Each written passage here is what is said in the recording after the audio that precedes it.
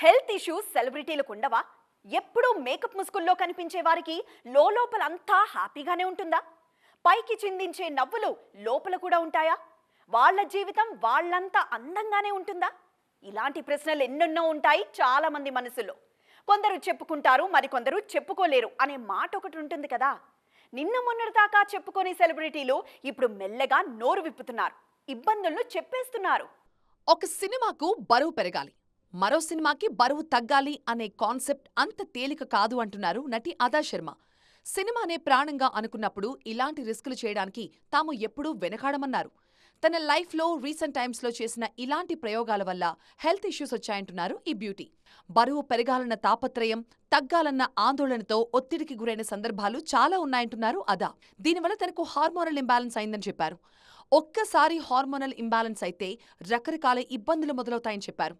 ఇటీవల ఎండోమెట్రియాసిస్ అనే వ్యాధి సోకిందట అదా శర్మకి. వారికోస్ వెయిన్స్ వ్యాధికి కేవలం 30 నిమిషాల్లో చికిత్స. కాల్ చేయండి 9989527715. దీనివల్ల దాదాపు 45 రోజుల పాటు నాన్ స్టాప్ పీరియడ్స్తో బాధపడ్డారట. అయినా విశ్రాంతి తీసుకునే పరిస్థితి లేదు. ఆల్రెడీ కాల్ షీట్లు ఇవ్వడం వల్ల నిర్విరామంగా పనిచేయాల్సి వచ్చింది అంటున్నారు అదా శర్మ. ఎంత హైజీనిక్గా ఉన్నా మానసికంగా ప్రశాంతంగానూ ఉండగలగడం చాలా ముఖ్యమని చెప్తున్నారు. రీసెంట్ టైమ్స్లో సాయి పల్లవి, శృతి హాసన్ కూడా పీరియడ్స్ ఇబ్బందుల గురించి మనసులో మాటలని జనాలతో పంచుకున్నారు. లేటెస్ట్గా అదా చెప్పిన మాటలు వింటుంటే అయ్యో, వీళ్ళు ఇంతింత కష్టపడతారా అనిపిస్తోంది అంటున్నారు నెటిజన్లు.